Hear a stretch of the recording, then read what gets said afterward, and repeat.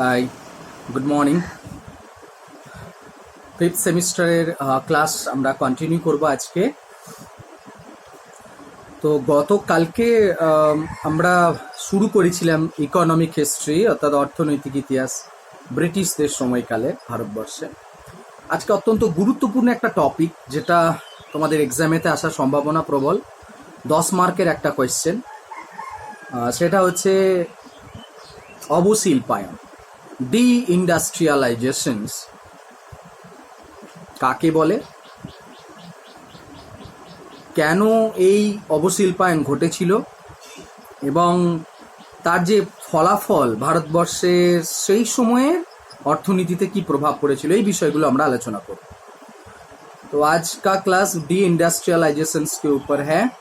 तो पहले हम लोग देखेंगे डी इंडस्ट्रियलाइजेशन का किसको कहते हैं, इसके पहले वाला सिचुएशन क्या था, उसके बाद का सिचुएशन क्या हुआ, किस किस वजह से ये इंडस्ट्री का पतन हुआ और भारतीय इंडस्ट्री का, और बाद में इसका इफेक्ट क्या पड़ा भारतीय अर्थनीति पर, इसके ऊपर हम लोग डिस्कस करने वाले हैं आज। तो तुम लोग का 10 नंबर का क्वेश्चन आने वाला है, मतलब बहुत इंपॉर्टेंट क्वेश्चन है एग्जाम के लिए। তো শুরু করা যাক। প্রথমে বলি অবশিল্পায়ন। অবশিল্পায়ন শব্দের অর্থ হচ্ছে শিল্পের বিপরীত অর্থ। ওকে, इट्स क्लियर। মানে शिल्प का पतन होने से ही बोला जाता है कि अवशिल्पायन हो रहा है, मतलब ডিক্লাইন हो रहा है इंडस्ट्री का। তো ভারতবর্ষে যে অবশিল্পায়ন হয়েছিল তাতে যে সমস্ত ভারতীয় মনীষীরা, বিশেষ করে ঐতিহাসিকদেরই কথা বলবো, তৎকালীন যারা প্রশ্নটা তুলেছিলেন যে ভারতবর্ষের শিল্পের অবনতি ঘটছে, তাদের মধ্যে সব থেকে আগে যিনি ছিলেন তার নাম দাদাভাই নওরোজি, মহাদেব গোবিন্দ রানাডে, রমেশচন্দ্র দত্ত, এবং এই তিনজনের নাম সব থেকে আগে। তারাই প্রথম প্রশ্ন তুলেছিলেন যে ভারতবর্ষে ঔপনিবেশিক শাসনকালে, ইস্ট ইন্ডিয়া কোম্পানির সময়কালে প্রাথমিক স্টেজেতে ভারতবর্ষের শিল্পের অবনতি ঘটেছে। এবং এই ব্যাপারে পরবর্তীকালে রজনীপাম দত্ত, তারপরে গ্যাডগিল এবং নরেন্দ্র কৃষ্ণ সিংহ, বিপান চন্দ্র, অমিয় বাগচি মতো বিখ্যাত বিখ্যাত ঐতিহাসিকেরাও ওই মতকে সমর্থন করেছেন এবং তারাও দেখিয়েছেন যে সত্যি করেই আমাদের ভারতবর্ষে ইস্ট ইন্ডিয়া কোম্পানির সময়কালে অবশিল্পায়ন অর্থাৎ শিল্পের ধ্বংস হয়েছিল। प्रथम এখন জাস্ট तो पहली बार डी इंडस्ट्रियलाइजेशन के बारे में बताए थे दादाभाई नौरोजी, महादेव गोविंद रानाडे, रमेश चंद्र दत्त। बाद में बिपान चंद्र, अमिय बागची और नरेंद्र कृष्ण सिंह, बहुत सारे हिस्टोरियंस हैं, उन लोगों ने भी ये सपोर्ट किया। पहले हम लोग देख लेते हैं कि इंग्लिश ईस्ट इंडिया कंपनी से जब ये डी इंडस्ट्रियलाइजेशन शुरू नहीं हुआ, मतलब 18th सेंचुरी में हमारे देश का इंडस्ट्री कैसा था, ওটা আমাদের আগে দেখতে হবে যে ভারতবর্ষের শিল্পটা আগে আমাদের কেমন ছিল। ওকে, অষ্টাদশ শতাব্দীর যে মধ্যভাগ, তাতে করে বাংলা এবং ভারতবর্ষের শিল্প অত্যন্ত সমৃদ্ধশালী ছিল। বাংলার তাঁত, রেশম, পশম, চিনি, লবণ, পাট, সোরা, সমস্ত শিল্পগুলোর দিক দিয়ে এবং আফিম পর্যন্ত আমাদের দেশ বিদেশে রপ্তানি করেছে। এবং বিদেশের বাজারেতে আমি কিছু শিল্পের নাম বলবো যেগুলো অত্যন্ত ফেমাস ছিল, যেমন ঢাকার মসলিন, ব্যাপক চাহিদা ছিল বাইরেতে। বাংলা ছাড়াও বারাণসী, লখনৌ, আগ্রা, মুলতান, লাহোর, বুরহানপুর, সুরাট, ব্রোচ, আহমেদাবাদ, বেঙ্গালোর, তামিলনাড়ুর মাদুরাই, বিশাখাপত্তনম এবং এই যে সমস্ত এলাকাগুলোতে মানে বিখ্যাত বিখ্যাত শিল্পকেন্দ্র ছিল। আমাদের দেশ অত্যন্ত সমৃদ্ধশালী ছিল। একটা ইন্ডাস্ট্রির নাম এই সময় বিশেষ করে শোনা যাচ্ছে যে তোমাদের বলি, তোমরা মনে হয় সবাই জানো, কাশ্মীরের শাল বিখ্যাত ছিল, কার্পেট বিখ্যাত শিল্প ছিল আমাদের দেশে। লোহা, তামা, সোনা, সমস্ত শিল্প ভারত বিখ্যাত ছিল। সপ্তদশ অষ্টাদশ শতাব্দীতে ভারতবর্ষে জাহাজ নির্মাণ শিল্প, এমনটা বলা হয় যে আমাদের জাহাজ নির্মাণ যে টেকনিক সেটা ইংল্যান্ডের থেকেও নাকি ভালো ছিল। অর্থাৎ আমাদের देश शिल्प समृद्धशाली देश, बहुत ही इंडस्ट्री में हम लोगों का जो देश है बहुत ही तगड़ा था। और हम लोग का 17th 18th सेंचुरी में बहुत ही जबरदस्त का इकोनॉमी था। हम लोगों के पास ये বিজনেস भी था। যে সমস্ত বন্দরগুলোর মাধ্যমে আমাদের দেশ এই সময়কালটাতে বিজনেস করেছে তার মধ্যে একটা হচ্ছে গোয়া, বন্দরগুলোর নাম গোয়া, বেসিন, মুসলিপট্টনম, ঢাকা, চট্টগ্রাম। অর্থাৎ এই এলাকাগুলোতে জাহাজ নির্মাণ শিল্পের সঙ্গে সঙ্গে এরা এগুলো পোর্ট হিসেবে ইউজ করা হয়েছে। তখন আমাদের দেশের সমস্ত মালপত্র অন্য জায়গায় যেত। নানান শিল্প, লৌহ ইস্পাত শিল্প, চর্ম শিল্প, মৃৎ শিল্প, সুতি বস্ত্র শিল্প, সমস্ত দিক দিয়ে আমাদের দেশ স্বাবলম্বী ছিল। আমরা রপ্তানি করতাম। ওকে, এই হচ্ছে আমাদের প্রাথমিক পরিস্থিতি ছিল। অর্থাৎ ইংরেজ ইস্ট ইন্ডিয়া কোম্পানি যখন আমাদের দেশে এলেন সেই সময়কার परिस्थिति। अर्थात हमारा यहाँ पर स्पष्ट रूप से हम लोगों को ये पता चल रहा है कि हम लोगों का जो इंडस्ट्री है वो जबरदस्त था। এমনটা দেখা গিয়েছিল যে এই আমাদের ভারতবর্ষের শিল্প বিদেশিরা আসতেন, এখান থেকে মাল কিনে নিয়ে গিয়ে তারা ইউরোপে বিক্রি করতেন এবং তারাও প্রচুর পরিমাণে মানে তারা মুনাফা লাভ করছেন এবং ভারতবর্ষের মালের চাহিদা গোটা বিশ্ব জুড়ে ছিল। এটা এক কথায় ভারতবর্ষের সেই সময়কালে বিশ্বের সমস্ত বণিকেরা স্বীকার করেছেন এবং যার কারণে ইউরোপিয়ান ট্রেডার্সরা পর্যন্ত ভারতীয় ট্রেডার্সদের এই বিজনেস কম্পিটিশনে পড়ে গেছে, প্রতিযোগিতায় পড়ে গেছে। ইংল্যান্ডের পরিস্থিতিটা বলি, ভারতবর্ষের যে মাল ইংল্যান্ডে কিন্তু খুব জনপ্রিয় ছিল। তার মধ্যে ইংল্যান্ডে এটা বলা হয়, ঐতিহাসিকেরা বলেন যে ভারতবর্ষের যে শাড়ি, কটন, সুতি বস্ত্র ইংল্যান্ডের মেয়েরা নাকি পরার জন্য ওয়েট করতেন। বিশেষ করে রং করা যে সুতি বস্ত্র বিপুল আকারে চাহিদা ছিল এবং এমনটাও হয়েছে, এটা অবাস্তব নয়, এটা বাস্তব যে ভারতবর্ষের মাল যাতে ইংল্যান্ডে বেশি বেশি করে আসে তৎকালীন ইংরেজ গভর্নমেন্টের পক্ষ থেকে শুল্ককে কমানো হয়েছে। ज्यादा से ज्यादा भारतीय प्रोडक्ट इंग्लैंड में बेची जाए, इसके लिए उस वक्त का गवर्नमेंट ने भारतीय जो कमोडिटीज था, मतलब जो भी सामग्री बेचने के लिए वहां पर जाता था उसके ऊपर शुल्क जो ट्रेड के ऊपर लिया जाता है उसको कम कर दिया गया था। ये एक अजीब गरीब सी बात है ইংল্যান্ডের বিক্রি করার জন্য। কখন আঘাতটা লাগলো, শুরু হচ্ছে কখন থেকে আমাদের দেশে এই যে অবশিল্পায়ন বলছি, এরপর আমরা দেখব অবশিল্পায়নের প্রক্রিয়াটা শুরুটা কখন থেকে হলো, কোন শিল্পে হলো। প্রথমেই বলে নিই আমি তোমাদের, সুতি বস্ত্র শিল্প, এই যে কটন। কিরকম দীর্ঘদিন ধরে ভারতবর্ষের মাল যখন ইংল্যান্ডের মার্কেটেতে ঢুকছে, ইংল্যান্ডের যারা ব্যবসায়ী তারা তো ফ্লপ খাচ্ছেন, বিজনেসে টিকতে পাচ্ছেন না, বিশেষ করে সুতি এবং রেশম বস্ত্র, যার জন্য তারা দীর্ঘদিন ধরে দাবি জানাচ্ছেন। কারণ আমি তোমাদের একটু বলে রাখি যে গত ক্লাসে তো আমি বলেছিলাম যে ইন্ডাস্ট্রিয়াল রেভলিউশন হয়ে গেছে ইংল্যান্ডে এবং ওখানে কারখানাতে প্রোডাকশন হচ্ছে, কিন্তু ভারতবর্ষের প্রোডাক্ট তো ওখানে বেশি ফেমাস, ইংল্যান্ডে ফেমাস। যা বলে ওখানকার যে বিজনেস কমিউনিটি তারা কিন্তু গভর্নমেন্টের ওপরে চাপ দিচ্ছেন যে তারা সংরক্ষণ নীতি গ্রহণ করা হোক এবং ভারতবর্ষে যে সমস্ত জিনিসপত্র আছে সেগুলোকে কন্ট্রোল করা হোক, যাতে করে বেশি বেশি করে ইংল্যান্ডে মাল প্রবেশ না করতে পারে। 1700 খ্রিস্টাব্দে আইন পাস করা হয়েছিল, যে পাস করা হলো এই চাপের প্রভাবে, অর্থাৎ বিভিন্ন বণিকদের চাপের প্রভাবে প্রথমবার पहली बार ये किया जा रहा है ब्रिटिश गवर्नमेंट की ओर से। बंगाल, पारस, पर्शियन एंड जिसको पर्शियन बोलते हैं, पर्शियन कंट्री बोलते हैं, और चाइना लॉ बनाया जा रहा है कि इन 3 जगह से माल इंग्लैंड में कम कम कम आए, मतलब रेशम वस्त्र विशेष करे जो रेशम का होता है वो बंद किया जा रहा है।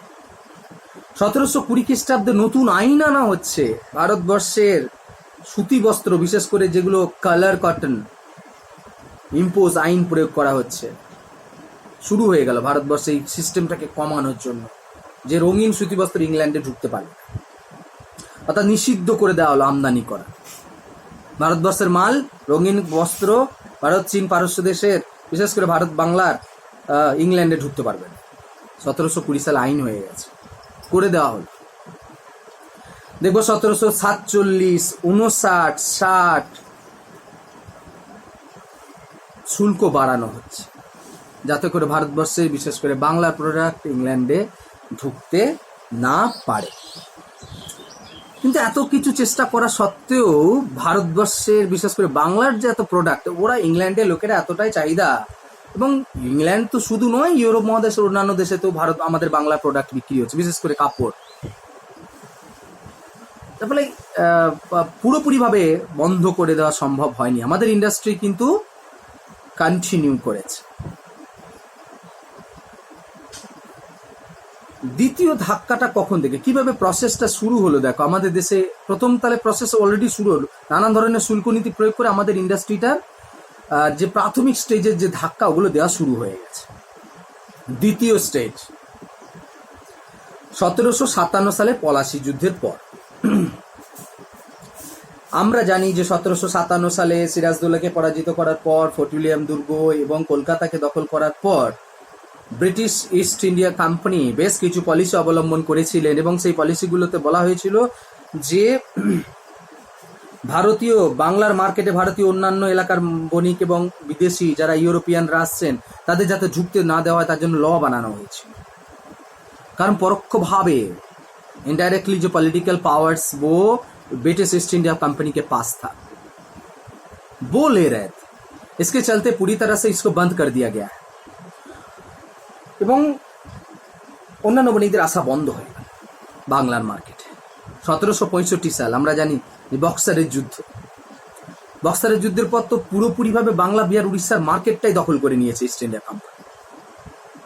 এবং আমরা জানি যে দস্তকের যে হারে অপব্যবহার হচ্ছিল এই সময়টাতে, মীর কাসিম প্রতিবাদ করছেন যে দস্তকের অপব্যবহার বন্ধ করুন, প্রাইভেট বাণিজ্য করছেন ইস্ট ইন্ডিয়া কোম্পানির বণিকরা, কোম্পানি কর্মচারীরা। এবং রাগে তোমাদের বক্সারের যুদ্ধের কারণ তো তোমরা পড়েছো যে তিনি ভারতীয়, তিনি বাঙালি যে সমস্ত বণিকরা ওখানে বাণিজ্য করছেন তাদের উপর তো শুল্ক বসানো হচ্ছিল, তাদের উপর তিনি শুল্কটাকে তুলে দিয়েছিলেন। এবং শেষ পর্যন্ত আমরা পরিণতি দেখেছি, মীর কাসিমকে তার সিংহাসন হারাতে হয়েছে। এরকম পরিস্থিতি কিন্তু ভারতবর্ষ আমাদের বাংলাতে তৈরি হয়েছে। যার জন্য আমরা একটা জিনিস লক্ষ্য করতে থাকবো, বাংলাতে 1765 সালের পর দেখবো যে লবণ, সুপারি, তামাক একচ্ছত্র আধিপত্য ইস্ট ইন্ডিয়া কোম্পানির।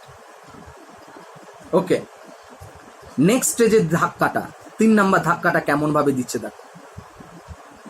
पॉलिटिकल पावर प्रयोग करे east India company political power का इस्तेमाल कर रहे हैं इस बार। কেমন কেমন করে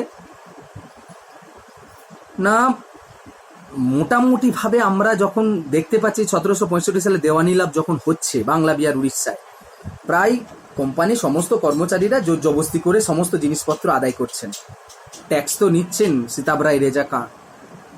একই সঙ্গে সঙ্গে যারা আমাদের যে লোকাল বণিক বা মার্কেটে ছিলেন, বিশেষ করে আমি বলবো যে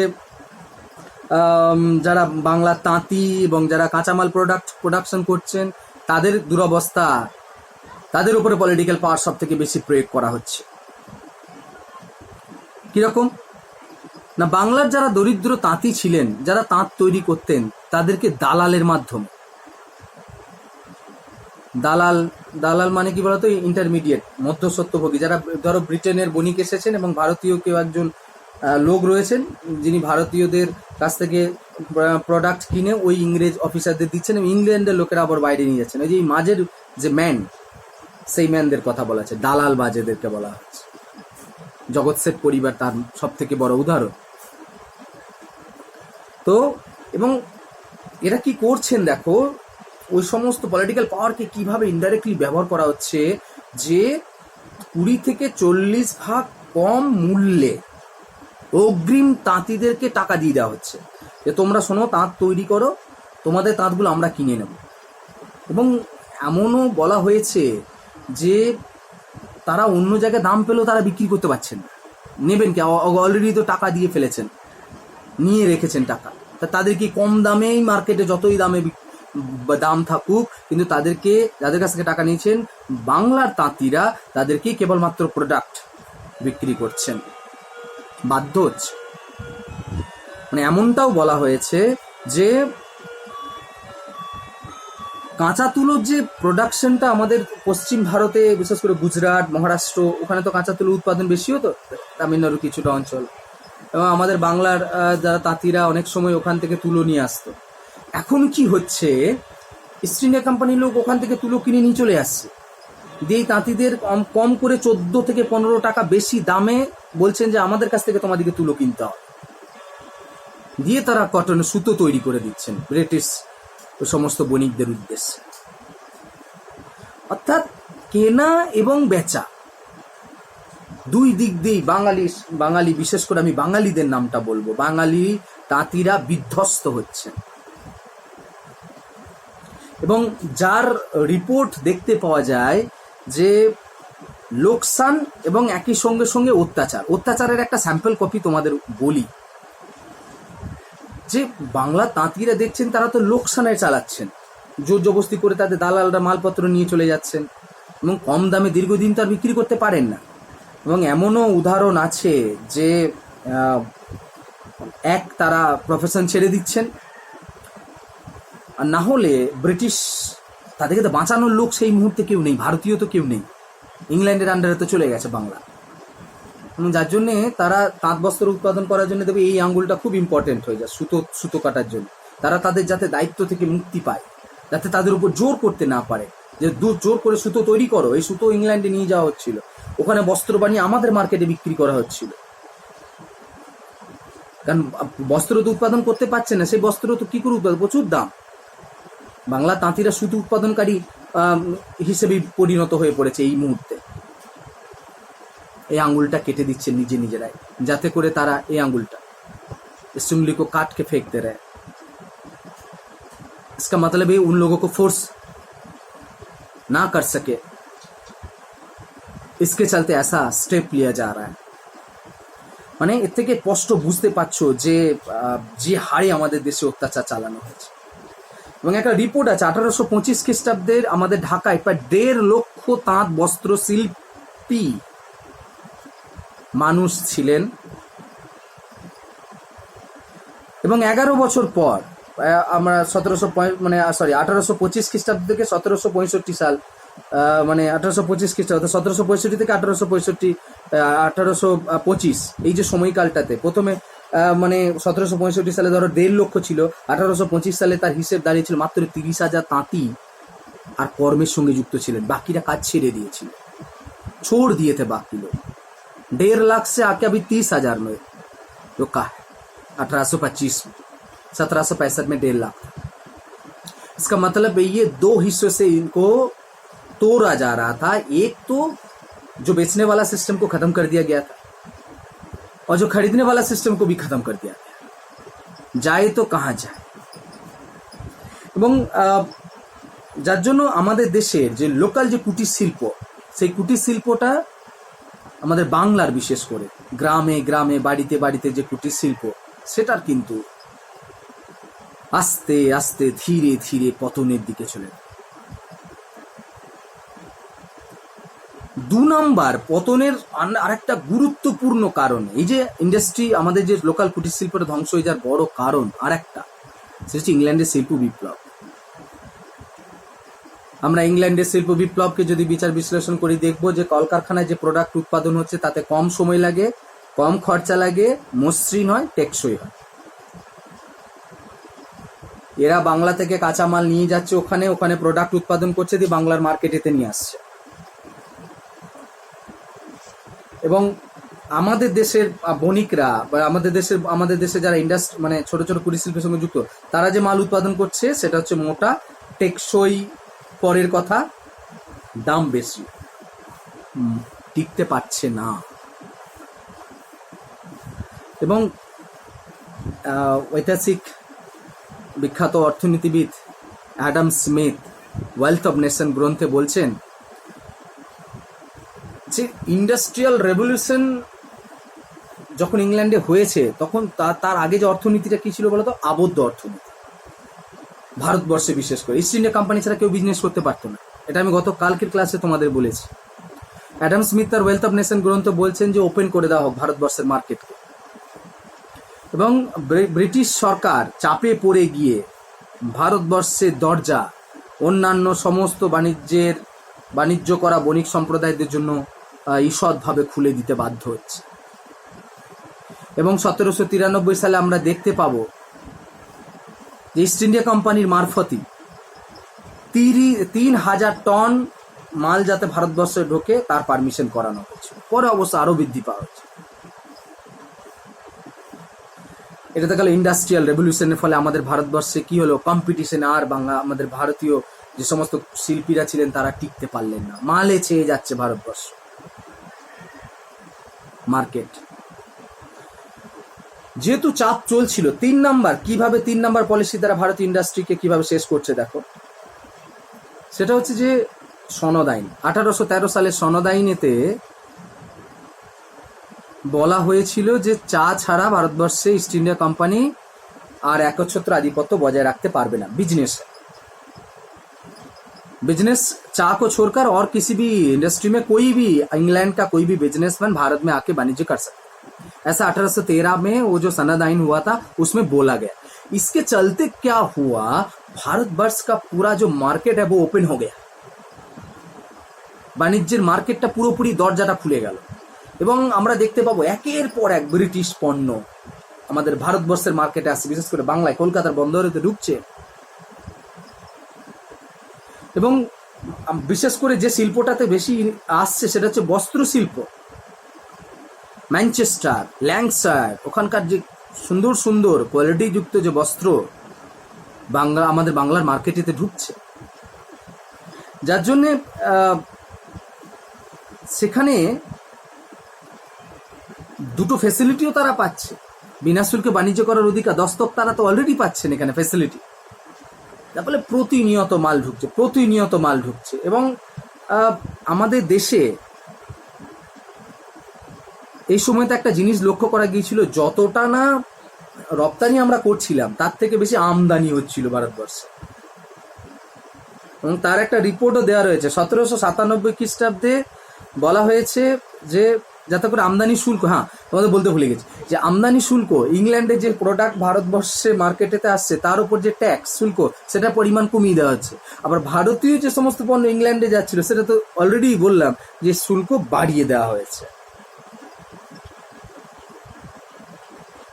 এবং কালকের ক্লাসে আমরা বলছিলাম যে 1824 খ্রিস্টাব্দে যে আমদানি শুল্ক প্রায় 67% ইংল্যান্ডে বাড়ানো হয়েছে, আমাদের দেশে শুল্কটাকে কমিয়ে দেওয়া হয়েছে। আমরা দেখতে পাবো সুতি বস্ত্র শিল্পের ওপরে 37.5% ট্যাক্স বাড়ানো হচ্ছে। চিনির দাম 1720 খ্রিস্টাব্দের পর 3 গুণ করে দেওয়া হচ্ছে যাতে ওখানে মাল বিক্রি করতে না পারে। মসলিনের ওপর আমাদের 37.5% ওখানেও শুল্ক বাড়িয়ে যাতে করে আমাদের দেশে প্রোডাক্ট ওখানে না যেতে পারে। এর ফলে একটা কি জিনিস দেখতে পাবো, এই কিছুক্ষণ আগে যেটা বললাম যে আমদানি আমাদের দেশে বেশি হচ্ছে, রপ্তানি কম হচ্ছে। এবং একটা আমদানি যে রিপোর্ট তাতে দেওয়া আছে 1780 খ্রিস্টাব্দে ইংল্যান্ড থেকে আমাদের দেশে প্রোডাক্ট এসেছিল 3,80,000 পাউন্ড দ্রব্য 1780 সালে। আর 1850 সালে সুতি বস্ত্রের যে পরিমাণটা প্রচুর পরিমাণে বেড়েছিল।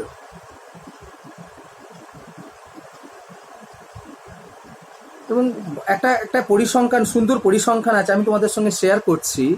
সেটা হচ্ছে যে 1850 সালে সুতি বস্ত্রে যে কটনের যে কাপড়, সেই কাপড়টা হচ্ছে 30 লক্ষ গজ আমাদের দেশে এসেছিল মাত্র 1850 সালে, 30 লক্ষ গজ।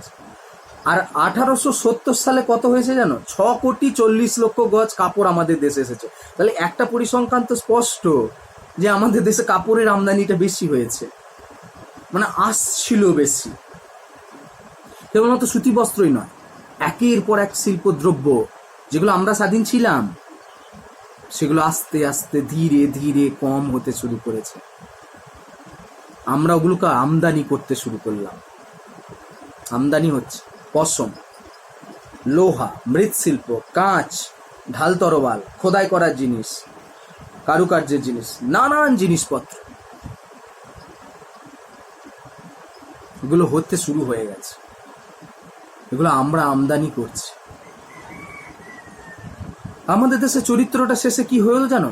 আমাদের দেশের চরিত্রটা শেষে দাঁড়ালো আমরা হয়ে গেলাম কাঁচা মাল রপ্তানিকারক দেশ। আমাদের দেশ থেকে র মেটেরিয়ালস ইস্ট ইন্ডিয়া কোম্পানির বণিকরা কালেক্ট করে ওদের দেশে নিয়ে যাচ্ছে, ওরা ওখানে মাল তৈরি করছে, মাল তৈরি করে আমাদের দেশে এসে আবার বিক্রি করছে। এবং ভারত থেকে বিশেষ করে দেখবে তুলো, চা, কফি, রেশম এই সময়তে ব্যাপক আকার প্রোডাকশন করছেন ওনারা, দিয়ে ওনারা নিয়ে চলে যাচ্ছে। এবং 1833 সালে তো ঘটনাটা ঘটার পর, সনদ আইনের পর তো আরো পরিস্থিতি আরো খারাপের দিকে চলে গেল। কারণ 1813 সালে যে সনদ আইন, সেখানে বলা হয়েছিল যে চা, কফি, বিশেষ করে চাটাই বলা হচ্ছে যে চা ছাড়া ইস্ট ইন্ডিয়া কোম্পানি বাকি আর কোনো কিছুতে একচেটিয়া বাণিজ্য করতে পারবে না। 1833 সালে সনদ আইনেতে সেটাও তুলে দেওয়া হলো।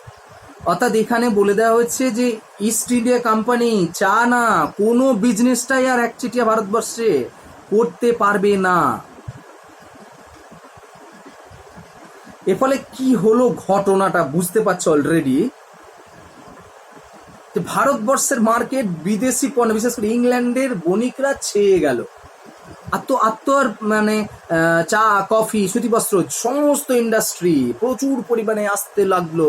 কারণ তারা তো অলরেডি জানতে পারছেন ভারতবর্ষে প্রচুর জনসংখ্যা, প্রচুর ওখানে টাকা পয়সা, বিজনেস করা যাচ্ছে, ওখানে ফ্রি দস্তক পাওয়া যায়, কোনো শুল্ক লাগে না,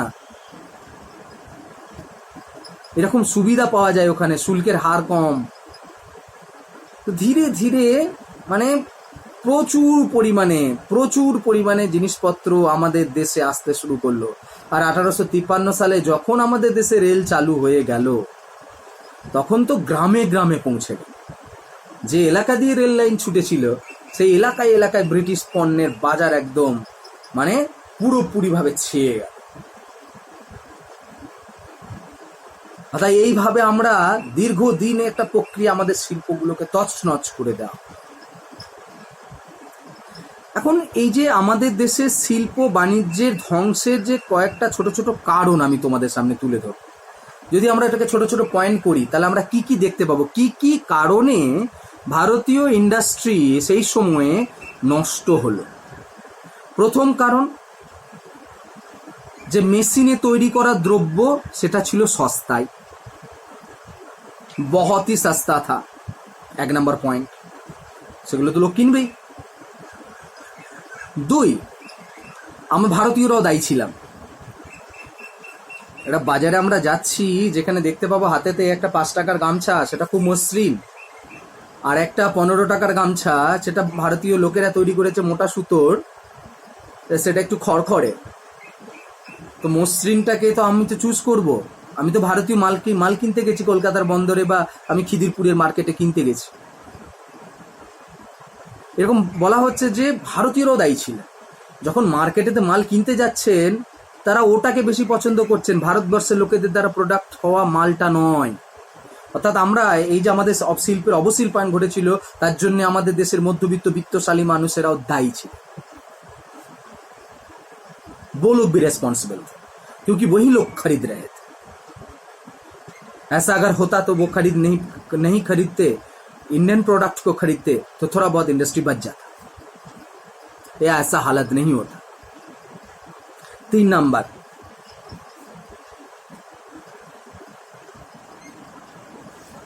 দেশীয় রাজন্যবর্গ আমাদের, তখনকার দিনে তো রাজা টাজা কিছু ছিলেন, আমাদের ইন্ডাস্ট্রিগুলোকে বাঁচানোর উদ্যোগ নেয়নি। তারা টাকা পয়সা সাপোর্ট করছেন না, এবং যার জন্য আর্থিক সংকট দেখা দিচ্ছে, এবং এমনিতেই তো দাম জিনিসপত্রের হেরফের হচ্ছেই, তার ফলে অনেকটা আর ওই কম্পিটিশনে টিকতে পারছে না।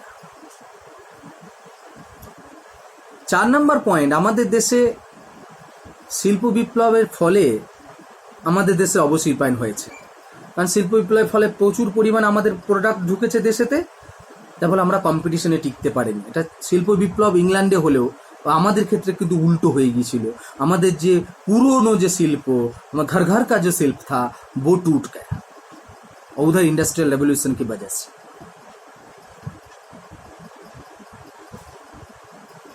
5 নম্বর হচ্ছে বিদেশি পণ্যের একচেটিয়া বিজনেস। ওই যে দস্তকের ফ্রি, শুল্ক কম থাকার কারণে আমাদের দেশে তো বিজনেস এতটাই একচেটিয়া হয়ে গিয়েছিল, ভারতীয় বণিকরা ওখানে টিকতে পারছিল। তারা যে বিজনেস করবেন তারা তো টিকতে পারছেন না, একচেটিয়া ওদের আন্ডারে চলে গিয়েছে। সেটা একটা সব থেকে বড় কারণ ছিল। এবং আরেকটা সব থেকে বড় কারণ, যে যখন থেকে আমাদের দেশে 1813 সালে সনদ আইন হলো এবং 1835 সালে সনদ আইন হলো, সেই সনদ আইনের ফলে আমরা কি দেখলাম, ভারতবর্ষে মার্কেট খুলে গেল এবং ভারতবর্ষের সমস্ত কাঁচামালগুলোকে সস্তায় তারা নিয়ে যেতে লাগলেন। তুলো, রেশমজাত দ্রব্য ইত্যাদি সমস্ত সংগ্রহ করার পলিসি তারা অবলম্বন করতে শুরু করলেন। কারখানা তো তাদের ওখানে ছিল, তারা এখান থেকে মাল, শুধু কাঁচা মাল নিয়ে যেতে লাগলেন। এবার আমাদের বণিকরা কি করবেন? আমাদের বণিকদের কাছে তো সেই লেভেল আর কিছু রইলই না। তার ফলে ধীরে ধীরে আমাদের দেশের শিল্প ব্যবস্থাটা সম্পূর্ণরূপে ধ্বংসের দিকে চলে গেল। এমনটা বলা হয়েছে যে ব্রিটিশ শুল্ক নীতি, সংরক্ষণ নীতিটা সব থেকে বড় একটা আমাদের ভারতবর্ষের শিল্পকে ধ্বংস করার জন্য খুব গুরুত্বপূর্ণ নিয়েছে। কারণ 1720 সালের যে কথা আমি প্রথমেই বললাম, এই 1720 সালের ও আইনেতেই তো বলে দেওয়া হয়েছিল ভারতীয় রঙিন বস্ত্রকে ঢুকতে দেওয়া হবে না, এবং যেটুকু ছিল সেটুকু তো বলে দেওয়া হচ্ছে যে মানে রপ্তানির উপরে 10%, ভারতীয় রপ্তানির উপর যখন 10% প্রয়োগ করা হচ্ছে, আর যখন আমাদের মানে ভারতবর্ষের কোনো প্রোডাক্ট যদি কোনো বাইরে বিক্রি হয় তাহলে 10% শুল্ক নেওয়া হবে, আর ইংল্যান্ডের প্রোডাক্ট যদি কোনো বিক্রি হয় সেটা 2% শুল্ক নেওয়া হবে। অর্থাৎ এই যে অসম শুল্ক নীতি, ভারতীয় বণিকরা টিকতে পারছে না। অর্থাৎ এই সমস্ত কারণের জন্য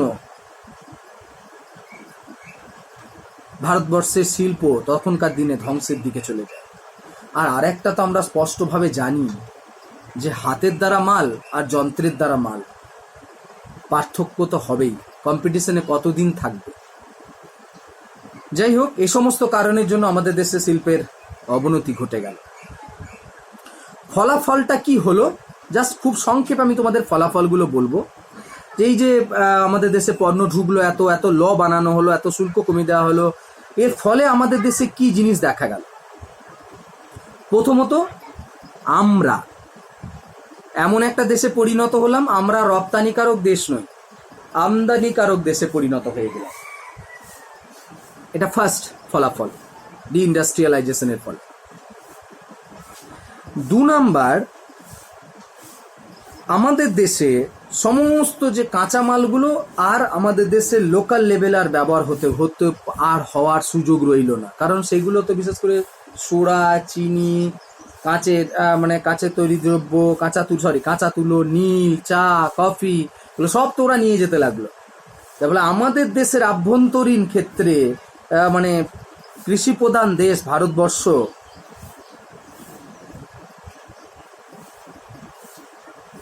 সেটার যে বড় তকমা আমরা কিন্তু পেতে লাগলাম। অর্থাৎ আমাদের দেশে শিল্প নেই, এটা নাকি স্পষ্ট হয়ে গেল। কারণ আমাদের দেশের মানে শিল্পটা তো বুঝতেই পারছো ধীরে ধীরে নষ্ট করে দেওয়ার প্রবণতা।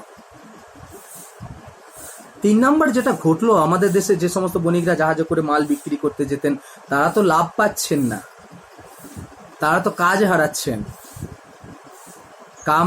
काम तो नहीं मिल रहा है ना, बिजनेस करने के लिए कहाँ जाएंगे? बेकार बात, जॉबलेस, বহুত মানে প্রচুর পরিমাণে জব নষ্ট হচ্ছে, বেকারত্ব বাড়ছে। আর এর প্রভাবটা গিয়ে কোথায় পড়লো জানো? কৃষিতে। তারা গ্রামে ফিরছেন, গ্রামে চাষবাসের সঙ্গে মনোযোগী হচ্ছেন, এবং একটা উল্টো প্রতিক্রিয়া দেখা দিতে লাগলো যে একটা বাড়িতে 5 জন লোক 1 বিঘা জমি, জমি তো আর বাড়েনি। জমি বাড়লে তবে তো এই পরিস্থিতি হতো না। জমির ওপরে চাপ পড়ছে, তাহলে শিল্প অবনতির ফলে জমির ওপরে চাপ, এক ইনডাইরেক্ট প্রভাব আমাদের ভারতীয় অর্থনীতিতে, ভারতীয় কৃষি অর্থনীতির ওপরেও আমাদের পড়েছিল।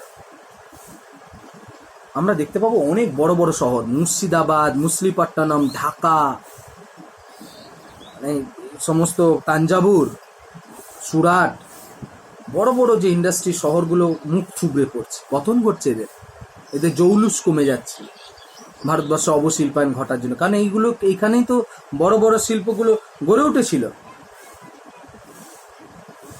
আর সব থেকে বড় কথা, ভারতবর্ষ শেষ পর্যন্ত একটা দরিদ্র দেশে রূপান্তরিত। অর্থাৎ যে এমন একটা শিল্প সমৃদ্ধ দেশ আমরা ছিলাম, আর এই ডিইন্ডাস্ট্রিয়ালাইজেশনের ফলে, পলিসিগুলোর ফলে আমাদের দেশ গরিব দেশে রূপান্তরিত। ঐতিহাসিকদের মধ্যে একটা বিতর্ক আছে যে সত্যি করেও কি আমাদের দেশে ডিইন্ডাস্ট্রিয়ালাইজেশন হয়েছিল। আচ্ছা, আমেরিকান একজন বিখ্যাত ঐতিহাসিকের নাম পাওয়া যায়, যিনি আমাদেরকে এখানে এই ডিইন্ডাস্ট্রিয়ালাইজেশন শব্দটাকে নিয়ে, মার্কিন গবেষক মরিস ডেভিস মরিস, তিনি বলছেন যে এটা একটা অলীক কল্পনা। ভারতবর্ষে কোনো দিনই অবশিল্পায়ন হয়নি। ওরা ভারতীয় যারা ন্যাশনালিস্ট, তারা মিথ্যা কথা বলছেন। ভারতবর্ষে অবশিল্পায়ন হয়নি। এবং কারণ মহাদেব গোবিন্দ রানাডে, দাদাভাই নওরোজি, রমেশচন্দ্র দত্ত, ওনারা তো তুলে ধরেছেন তথ্য। ওনাদেরকে বলা হতো ন্যাশনালিস্ট, জাতীয়তাবাদী ঐতিহাসিক, কারণ যারা জাতীয় কংগ্রেসের প্রত্যেকেই মেম্বার ছিলেন। বলছে তারা নাকি দেশের জন্য ওইসব মিথ্যা কথা বলছেন। মরিস ডেভিস মরিস এই বক্তব্য করেছেন। তিনি বলছেন যে এই অবশিল্পায়নটা নাকি একটা অলীক কল্পনা, मिथ, एक मिथ है। भारत में ऐसा सिचुएशन ही पैदा नहीं हुआ जहां पर डी इंडस्ट्रियलाइजेशन हुआ, शिल्प का ध्वंस हुआ, पतन हुआ। तो ভারতবর্ষের পরোক্ষে মানে অবশ্য মরিস ডেভিস মরিস তিনি একটা যুক্তি দিচ্ছেন, তিনি কিছু কিছু যুক্তি দিচ্ছেন যে এই ক্ষেত্রের জন্য ভারতবর্ষে ইন্ডাস্ট্রিয়ালাইজেশন হয়নি। তার বক্তব্য বলছে যে ভারতবর্ষের জাতীয়তাবাদী ঐতিহাসিকরা যেটা প্রশ্নটা তুলেছেন যে ভারতবর্ষে কুটির শিল্পগুলো নষ্ট হয়েছিল, তার বক্তব্য ভারতবর্ষে কুটির শিল্প কি করে নষ্ট হবে? বলছে ভারতবর্ষে আমদানি পরিমাণ বাড়ানো হয়েছিল। উনি বলছেন তাহলে তো ভারতবর্ষে আমদানি পরিমাণ যদি বাড়ে, তো তাহলে তো মানে মাথা পিছু আয় বাড়বে, এটাও তো স্বাভাবিক। তাহলে অবশিল্পায়ন হলো কোথায়? 2 নম্বর হচ্ছে যে মানে সব শিল্প যে ক্ষতিগ্রস্ত হয়েছিল, মরিস ডেভিস বলছেন যে এমনটা কিন্তু নয়। ভারতবর্ষের কিছু গ্রাম লেভেলের কিছু লোকাল শিল্প সবসময় ভারতীয় মার্কেটে ছিল, ওই শিল্পগুলো কখনোই নষ্ট হয়নি।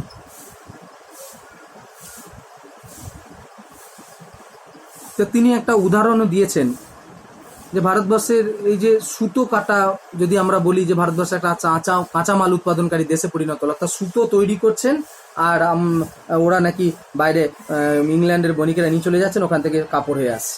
তো যদি সুতো এত তৈরি হয়, তাহলে তো সুতো ভারতীয় বণিকরা তো কম দামে পাচ্ছেন, তাহলে তো মানে ওটা সেই সময়টাতে ভারতীয় বণিকরা কম দামে সুতো পেলে কম দামে তারা কাপড় তৈরি করতে পারছেন। এক্ষেত্রে শিল্প ধ্বংস হয়ে যাওয়ার তত্ত্ব তিনি স্বীকার করছেন না। অনেক শিল্পে তিনি উনি কিছু উদাহরণ তুলে ধরছেন। ভারতবর্ষে কিছু প্রোডাক্ট ছিল যেটা ইউনিক, সেটা কিন্তু ধ্বংস হয়নি। যেমন শাড়ি তৈরি করার কথা তিনি সব থেকে আগে বলছেন, বিশেষ করে পাটের তৈরি শাড়ি ইন্ডাস্ট্রি, মানে একদম গ্রাম লেভেলে যে মোটা পশমের বস্ত্র, সেইগুলো বলছে এখনো সেগুলো তো ছিল। ভারতবর্ষে অবশিল্পায়ন কোথায় হয়েছে? কিন্তু ভারতবর্ষের সমস্ত জাতীয়তাবাদী ঐতিহাসিকেরা তারা কিন্তু এটা মানতে চান না। সেই সময় একজন জাপানি ঐতিহাসিকের নাম পাওয়া যায়, তোরু মাতসুই। 1968 সালে তার বিখ্যাত প্রবন্ধে তিনি লিখছেন যে তাঁতিদের সংখ্যা ভয়াবহভাবে কমে গিয়েছিল এবং তাদের অবনতি ঘটেছিল।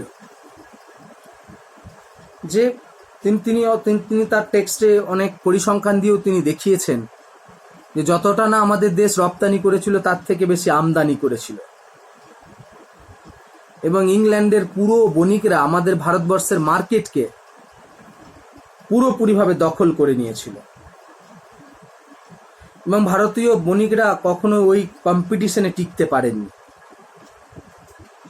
1809 এবং 1901 খ্রিস্টাব্দে তিনি একটা ডকুমেন্টস দেখাচ্ছেন যে শিল্পের লোক সংখ্যা 1809 সালে ছিল 18.6%, আর 1901 সালে হয়ে দাঁড়ালো 8.5%। যারা সুতি বা তাঁত বস্ত্রের সঙ্গে যুক্ত, মরিস মানে আমাদের তরু মাতসুই তিনি রেফারেন্স তুলে দিচ্ছেন, দেখাচ্ছেন যে 1809 में हम लोग का देश में 18.6% लोग थे जो कॉटन इंडस्ट्री से जुड़े हुए हैं, लेकिन जब 1901 साल आया उस वक्त का लोगों का जो परसेंटेज घट के 8.5% हो गया। क्यों हुआ? इसका कारण नहीं था कि भारत के जो बिजनेस था, कॉटन इंडस्ट्री पूरी तरह से टूट चुका था, জনগণ প্রফেশন ছেড়ে দিয়েছিল, যার জন্যই তো কমেছিল সংখ্যাটা। অর্থাৎ মানে অবশিল্পায়ন যে হয়েছিল এটা তার স্পষ্ট প্রমাণ এই রিপোর্ট। পরবর্তীকালে অমিয় বাগচি, তারপরে তপন রায়চৌধুরী, বিপান চন্দ্র, এনারাও তরু মাতসুয়ের রিপোর্টকে সমর্থন করেন, এবং মরিসের যে বক্তব্য তারা মানেন না। অর্থাৎ একটা কথা স্পষ্ট, এই সময়ে 1757, 1765 এবং 1901 সাল পর্যন্ত আমাদের দেশের যে ধাপে ধাপে ইন্ডাস্ট্রিটাকে শেষ করে দেওয়া হয়েছিল, সেই শেষের ফলে আমাদের দেশ যে সমৃদ্ধশালী দেশ ছিল, ইন্ডাস্ট্রির দিক দিয়ে সমৃদ্ধশালী ছিল, সেই দেশ একমাত্র হয়ে গেল কাঁচা মাল রপ্তানিকারক দেশ, এবং আমরা ইংল্যান্ডের ওপরে সম্পূর্ণরূপে ওনাদের মুখের দিকে তাকিয়ে থাকতাম। আমাদের ভারতবর্ষের কাঁচা মাল ওনারা নিয়ে যাবেন, তারপর আমাদের অর্থনীতি চলবে, এমন একটা পরিস্থিতি আমাদের দেশকে করে দেওয়া হয়েছিল। ওকে, তো তোমাদের একটা 10 মার্কের কোয়েশ্চেন রেডি করবে, এবং আশা করছি আমি আমার মতো করে চেষ্টা করলাম। যদি কোনো সমস্যা অসুবিধা হয় তোমরা আমার সাথে যোগাযোগ অবশ্যই করো। Thank you, by.